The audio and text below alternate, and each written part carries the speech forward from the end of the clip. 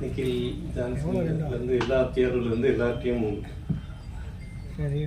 அறிமுகம் கிடைச்சது. அதே மாதிரி இந்த இந்த தண்டுப்பாளையம் படம் வந்து பார்த்தீங்கன்னா கண்டிப்பாக இது சக்ஸஸ் ஆகும் அப்படின்றது எனக்கு அது அவர் வெங்கட் சார் ஃபர்ஸ்ட் ஃபோன் பண்ணும்போதே சொன்னேன், அவர்கிட்டயே சொன்னேன்.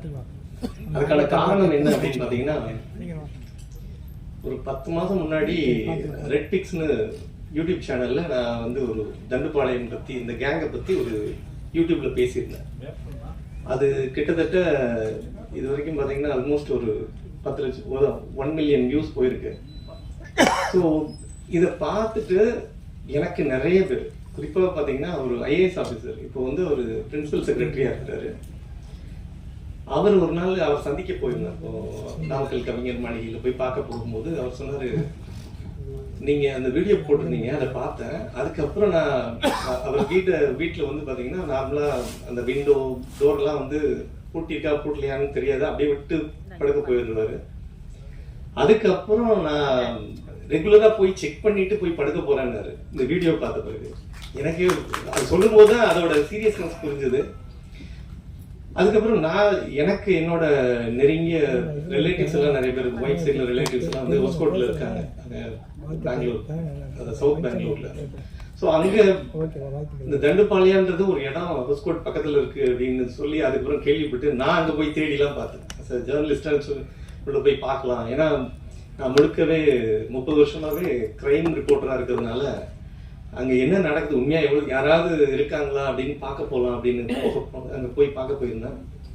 அப்படி யாரும் இல்லை. அதே மாதிரி இவங்க சார் சொன்ன மாதிரி வெங்கட் சாரும் இல்லை கேடி நாயக் சார், இவங்க எல்லாருக்குமே வந்து அங்க ஏற்கனவே நடந்த நிறைய விஷயங்கள், அவங்களுக்கு நிறைய விஷயங்கள் தெரிஞ்சிருந்தாலும், இப்போ எனக்கு முன்னாடி பேசின ரிட்டையர்டு எஸ்பி பழனிக்குமார் சார் சொன்ன மாதிரி அவங்க வந்து இந்த சம்பவத்தில் ஈடுபட்டாங்களா ஈடுபடலையா அப்படிங்கிறது ஒரு பக்கம் இருந்தாலும், என்னோட ஒரு சில விஷயங்கள் ரொம்ப கட் ஃபீலிங் சொல்லுவாங்கல்ல, போலீஸ்ல நார்மலா சொல்ற ஒரு கட் ஃபீலிங் மாதிரி பார்த்தீங்கன்னா, கண்டிப்பா அவங்க இங்க நடந்த நிறைய இன்சிடென்ட்ல அவங்களோட ஹேண்டி ஒர்க் இருக்குன்றது தெளிவா தெரியும். பட் ஆனா கண்டுபிடிக்கல. இதுல நிறைய கேஸ்ல என்ன ஆயிடுச்சுன்னா, ஒரு சில வழக்குகள்ல வேற சில அக்யூஸ்ட்லாம் அரெஸ்ட் ஆகி ஜெயிலுக்கு போய் இப்பயும் ஜெயிலுக்குள்ள இருக்கவங்களும் இருக்காங்க. ஒரு சிலர் இதுல இந்த மாதிரி எல்லாம் சம்பவங்கள்னால அது ஒரு மாதிரி ஒரு ரொம்ப டைல்யூட் ஆன மாதிரி ஆயிடுச்சு. அதே மாதிரி இன்னைக்கும் பாத்தீங்கன்னா அவங்க வெங்கட் சார் பேசும்போது ஒரு விஷயம் சொன்னாங்க, இங்கேயே கூட யாராவது வந்து பார்த்துட்டு இருப்பாங்க, ஏதாவது நடந்திருக்கலாம் அப்படின்ட்டு.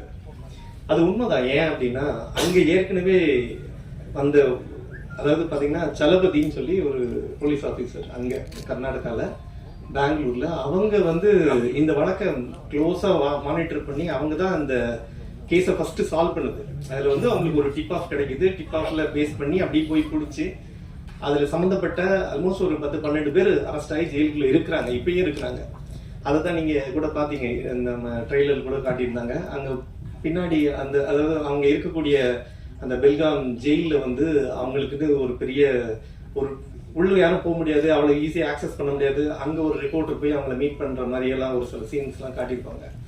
சோ இந்த மாதிரி அங்க இருக்கும் போதே சலபதி சாருக்கு இன்னைக்கு வரைக்கும் அவங்களுக்கு இன்னும் த்ரெட் கூட இருக்கு அப்படின்னு சொல்லி சொன்னாங்க. ஈவன் இப்போ எனக்கு நெருங்கிய நண்பர்களா இருக்கக்கூடிய போலீஸ் ஆபீசர்ஸ் ஒரு சிலர் எல்லாம் போய் பெங்களூர் போகும்போது அவங்களை சந்திக்க, சும்மா ஒரு கர்டசிக்காக சந்திக்க போனாலும் அவர் ஃபோன் பண்ணீங்கன்னா நீங்க நேரா அந்த காஃபி டே பக்கத்துல போய் வெயிட் பண்ணுங்க அப்படின்றது. திரும்பி அங்க போன பிறகு நீங்க அங்க இருந்து ஒரு 100 மீட்டர் தள்ளி வந்து அங்க வெயிட் பண்ணுங்க அப்படின்னு சொல்லி கடைசியா தான் மீட் பண்றாரு. அந்த அளவுக்கு அதாவது என்ன அப்படின்னா, இந்த தண்டுப்பாளைய இந்த கேங் வந்து அவ்வளவு சாதாரண கேங் இல்லை. இது வந்து பாத்தீங்கன்னா அதோட சீரியஸ்னஸ் எப்படி அப்படின்னு பாத்தீங்கன்னா, நேரடியா தண்டுப்பாளைய கேங்கை பத்தி சொல்லாம, ஏன்னா படத்தை பத்தின நிறைய விஷயங்களை எக்ஸ்போஸ் பண்ண மாதிரி ஆயிடும். அதனால இன்னொரு அக்யூஸ்ட் அங்க இதே தர்மபுரி பக்கம் சார் சொன்ன மாதிரி அங்க அதனோட பெல்டே முழுக்க தர்மபுரி ஒசூர் சைட்ல பண்ணிட்டு இருந்த சைக்கோ ஜெய்சங்கர்னு ஒருத்தர் தான். அவன் என்ன பண்ணுவான்னா, யாரையாவது ஒருத்தரை கிட்னாப் பண்ணி கொண்டு போயிடுவான். குறிப்பா இனிஷியல் டேஸ்ல அவன் வந்து ஒரு லாரி டிரைவரா இருந்தான்.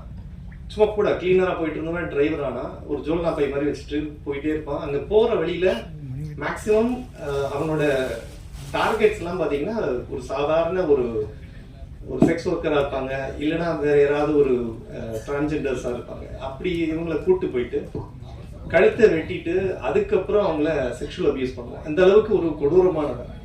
ஸோ இது எதுக்காக சொல்றேன் அப்படின்னா, இதை விட மோசமான சில விஷயங்கள்லாம் கூட இந்த தண்டுபாளையம் கேங்ல பண்ணிக்கிட்டு இருக்காங்க. அதோட சீரியஸ்னஸ் வந்து உண்மையாவே அதுல பாதிக்கப்பட்டவங்க தான். ஈவன் பாத்தீங்கன்னா தீரன் அதிகாரம் ஒன்று அந்த படம் வரும்போது இந்த சுதர்சனம் எம்எல்ஏ வந்து அந்த கும்மிடிப்பூண்டி எம்எல்ஏ அவங்கள அட்டாக் பண்ண பிறகுதான் அந்த கேஸ் ரொம்ப சீரியஸ் ஆகி போய் அதுக்கப்புறமா ஜெயலலிதா வந்து அந்த டைம்ல ஜாங்கிர் சாரை அப்பாயிண்ட் பண்ணி அப்போ அந்த கேஸ் எல்லாம் ஹேண்டில் பண்ண சொன்னாங்க. அப்போ அந்த சம்பவம் நடக்கும்போது நான் மாலைமலர்ல ஒர்க் பண்ணிட்டு இருக்கேன். நேராக அங்கே ஸ்பாட்டுக்கு போறோம். அங்கே போய் பார்க்கும்போது அந்த ஏரியாவில் அதாவது அந்த வீடே பார்த்தீங்கன்னா அப்படியே ரத்தமா ஊட்டி இருந்தது. ஸோ அந்த அளவுக்கு ஒரு கொடூரமா கொலை பண்ணக்கூடிய ஒரு கேங்க தேடி யாருன்னே தெரியாம தேடி போய் கடைசியா ஒரு 3 என்கவுண்டரோட அங்க நின்று போச்சு. ஸோ இதை எப்படி பாக்குறேன் அப்படின்னா, அந்த தண்டுபாளைய படத்தை பொறுத்த வரைக்கும் ஏற்கனவே தேவர் மகன் படத்தோட ஒரு தொடர்ச்சி நீட்சி தான் வந்து மாமன்னன் அப்படின்னு சொல்லி மாரி செல்வராஜ் சார் பேசியிருந்தாரு. அது மாதிரி இவருக்கு ஏற்கனவே வந்து இந்த ஒரு தண்டுபாளையம் அந்த படத்தோட 1 அப்புறம் தெலுங்கு வெர்ஷன் கன்னடா வெர்ஷன் மாத்தி எடுத்து அவரு வெங்கட் சாருக்கும் ஒரு மாதிரி ஒரு பயங்கர ஒரு ஃபீல் இருக்கும்னு நினைக்கிறேன். அதோட இம்பாக்ட் தான் இப்போ தமிழ்ல அப்படியே கொண்டு வந்து அந்த ரெப்ளிகேட் பண்ணி கொண்டு வரணும்னு ஆசைப்பட்டு இருக்கிறாரு. பட் அதோட அவங்ககிட்ட சாப்பிட்டு பேசும்போது நிறைய இதை பத்தின விஷயங்கள்லாம் கேட்கும்போது கண்டிப்பா இது அப்படி பார்ட் 1 நிக்காது. கண்டிப்பா பார்ட் 2 வரும்போது இன்னும் பிரம்மாண்டமா இருக்கும் அப்படின்னு எதிர்பார்க்கிறேன். படம் ரொம்ப சக்சஸ்ஃபுல்லா வரணும். இந்த படத்துல நடிச்சிருக்கிற 2 பேரும் மிரட்டின வனிதா அக்காவுக்கும் அவங்க சோனியா எல்லாருக்கும் வாழ்த்துக்கள்.